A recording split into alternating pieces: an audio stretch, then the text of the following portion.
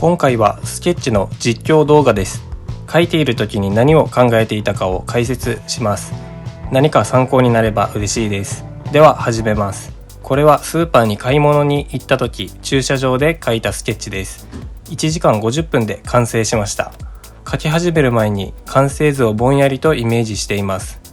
まず手元から始めます。この手の大きさがサイズ感の基準になります。次は目の前にあるシートを目線の高さのあたりから書いて、これがアイレベルの基準になります。下書きなしで書くときはサイズ感とアイレベルの基準を先に置くことで書きやすくなるんですね。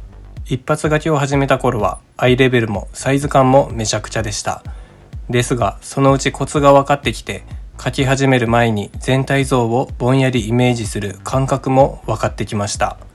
間違った線を引いてしまったとしても最後まで書くことで失敗作ではなく記録となります。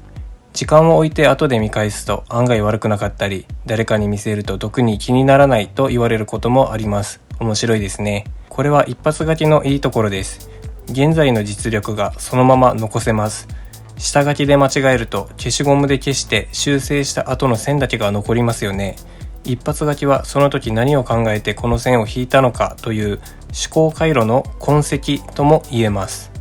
私は右利きなので左ページの方から埋めていきます。パーツを書くときは一気に線を引かず、周りにあるもののサイズ感と比べながら線の長さを調整します。本当は途切れることのないすっきりとした線を引いて綺麗なシルエットを描きたいのですが、空間を把握する力がまだそこまでありませんね。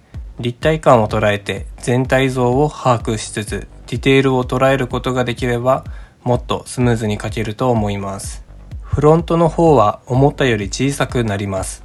一番近い手元を視界に入れているので遠近感が強く出ていますね。実際の感覚では前の方はこんなに遠くに感じません。ですが紙の中の遠近感を軸に考えるとこのように見えます。見えたままの世界を表現できるというよりは紙の中で成立するように描きます。見えている世界を観察しながら紙の中でもう一つの世界を構築する感じですね。最近気づいたのは空間を描くには距離感を意識することです。物自体を描こうとするんじゃなくて、物と物の配置を考えます。これはポジティブスペースとネガティブスペースの考え方に近いです。完成が見えてきました。毎週買い物に行くとき、駐車場で20分くらい待つ時間があって4回に分けて書きました。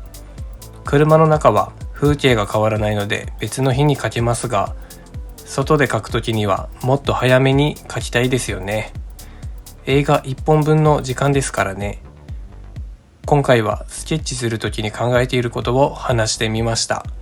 皆さんの思考の刺激や参考になれば嬉しいです。人それぞれの書き方やコツがあると思うので、私はこんなことを意識して書いているよって思った方はぜひコメントで教えてください。